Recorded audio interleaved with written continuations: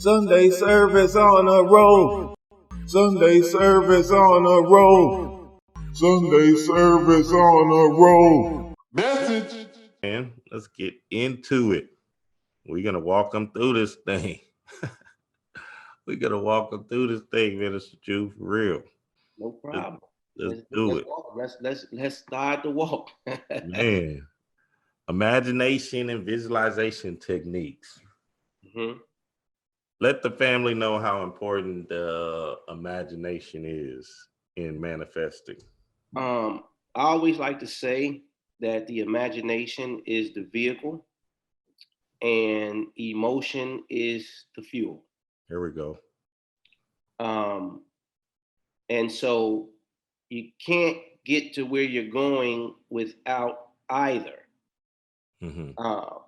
But you can choose the luxury vehicle called the imagination based upon your understanding and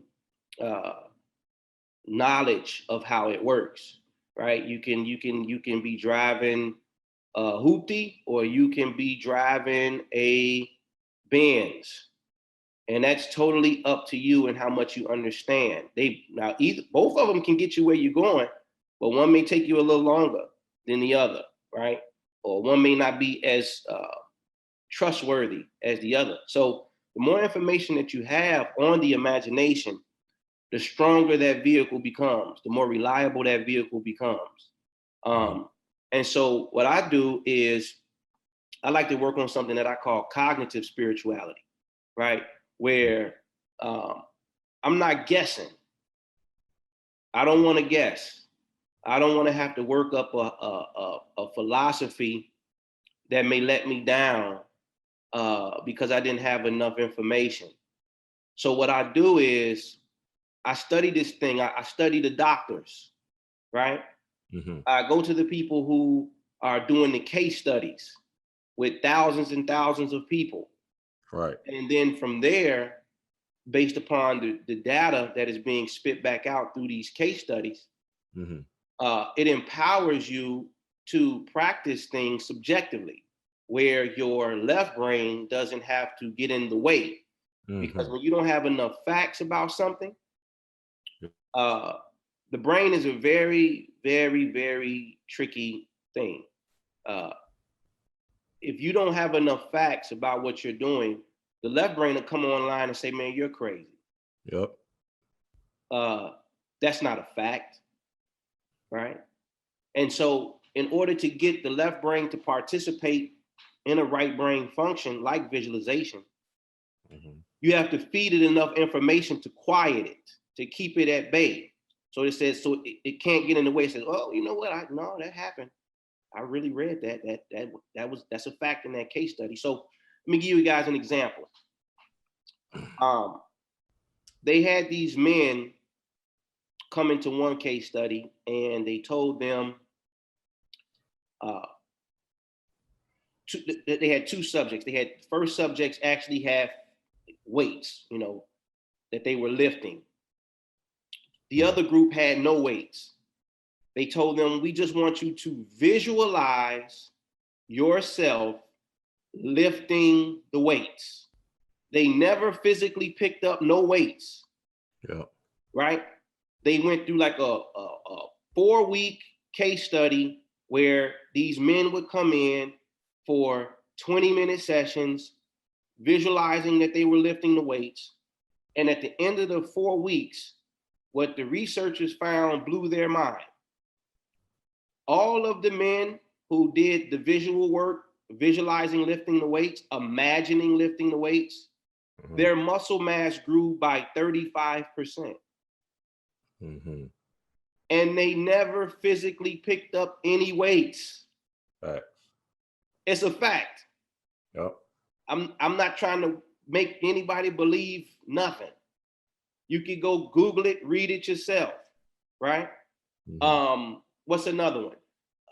It's just the one that I wrote in my book, Imagination at Work. Oh yeah, there was a lot of them in that book. I made sure that I wanted to litter that book with examples so that people can do the due diligence to go study, right? So they took these people who never played the piano before, ever, and they put them on these cranial devices, right, to track the electrical movement in their brains. And they told them, look, we just want you to imagine playing the piano. Their fingers never touched an ivory key, ever. They said, just imagine playing the piano, okay? Well, they did this for 3 or 4 weeks. What they found out after they came out of the study was the same regions in the brain that light up when you're physically playing the piano lit up in the people's brains who were just imagining playing the piano. So what does that mean in layman's terms?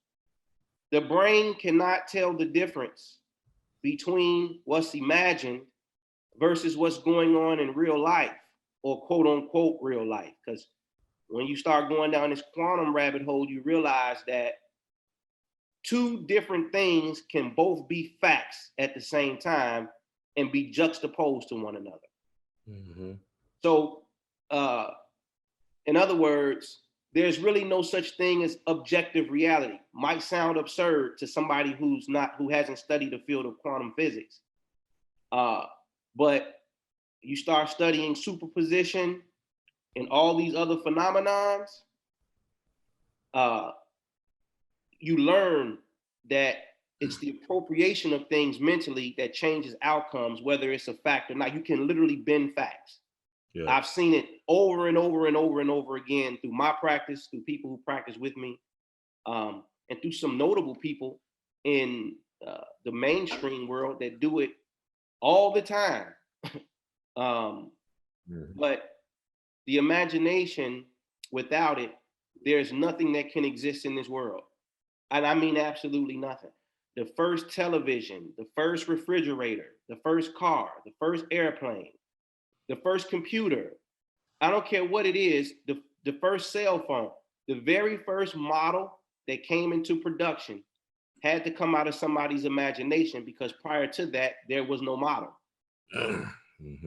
So it had to be an image in somebody's mind that they felt so strongly about being a reality that the things in the particle world, as physics likes to call it, collapsed. The wave collapsed. The moment that you stare something down, you know, the men who stare at goat, the moment you stare something down in your mind's eye, everything in the external environment will converge in a way, or what I like to call build a bridge of incident, to continuously get you to land on your goal or whatever your image in your mind is. Yes. Okay. And the neuroscience behind that is, whenever you have an image in your mind, a picture in your mind, right? It actually stimulates the planning centers in the brain and the frontal lobes. What does that mean? Images start to make you make plans. It starts to make you take action. So when you hear terms like my people perish for a lack of vision, or without vision, the people will perish.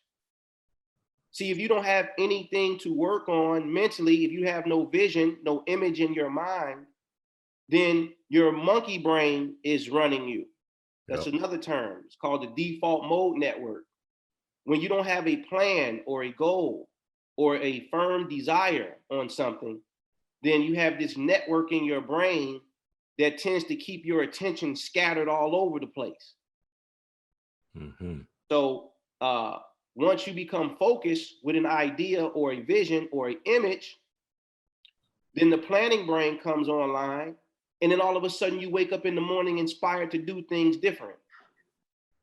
You next week an idea pops in your mind, and you say to yourself, man, why didn't I think of that last year? Right? Because now you're reaching into the depths of the subconscious mind via the image Yep. And now that is pulling up everything in the known and unknown universe, right? To filter into through your conscious as the provider of the idea. Mm. And then all of a sudden you start to meet all of these different people that help you get closer to your goals, or you start to have what people call synchronicity. Spiritual term that people use, synchronicity. The scientific term that is used for that is called spontaneous self-organization. Huh. Okay, so you know how you can be in your backyard in the summertime and all those fireflies get together in the yard, right? And then all of a sudden you look and all of their tails are blinking at the exact same time, right? And it's like a light show in your backyard, right? So it's the same thing in consciousness. The moment that you start to align with an ideal or a principle, then all of these other ideals and principles and people that are aligned with that idea start to become closer to your environment, right? And then the blinking, the simultaneous blinking, the spontaneous self-organization starts to come together at the same time. And now the magic is happening.